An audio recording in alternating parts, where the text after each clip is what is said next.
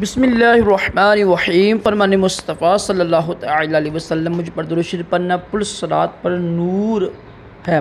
सल्लु अला हबीब सल्लल्लाहु अलैहि मोहम्मद। सलाम में पहल करना ये भी सुन्नत मुबारक राशिद अतारी न्यू रूहानी इलाज लेकर पेश खदमत है। 4 वजीफ़े लेकर आया हूँ दुश्मन से बचने के लिए, ऊपर लिखे भी होंगे इंशाअल्लाह। नंबर 1, ला इलाहा इल्लल्लाह।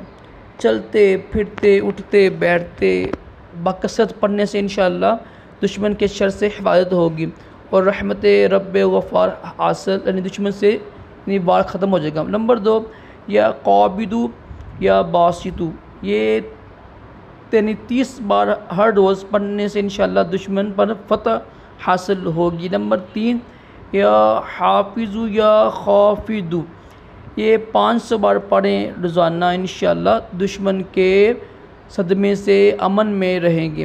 देखो दुश्मन कोई भी हो, ज़ाहिर है एक ख़तरा होता है ना, कुछ दुश्मन बड़े ख़तरनाक होते हैं, उनसे खौफ आता है ना कि अरे बड़ा ये ना इसके बड़े पावर है, ताकत है, तो ठीक है ना, इसके बाद बड़ी ताकत है यार, ये मुझे जान का ना ख़तरा है, ठीक है।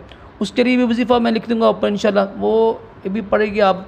या ज़ल जलाली वल इकराम है, ये 421 मरतबा अव्वल आखिर एक बार दुरूद पढ़ें और फिर गिर गिरा कर रब से दुआ मांगे। देखो रब से बड़ा कोई दुनिया में ताकत वाला बंदा नहीं है, तो इंसान की क्या औकात है।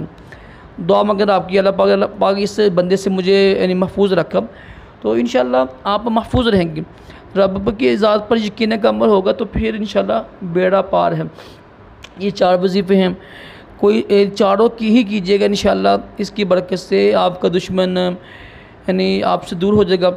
दुआ करेंगे अल्लाह पाक उसको हिदायत दे, ठीक है, बदुआ ना दें, ज़ाहिर मुसलमान है वो भी, ठीक है जी। अल्लाह पाक करम करे। सल्लु अला हबीब सल्लल्लाहु अलैहि मोहम्मद।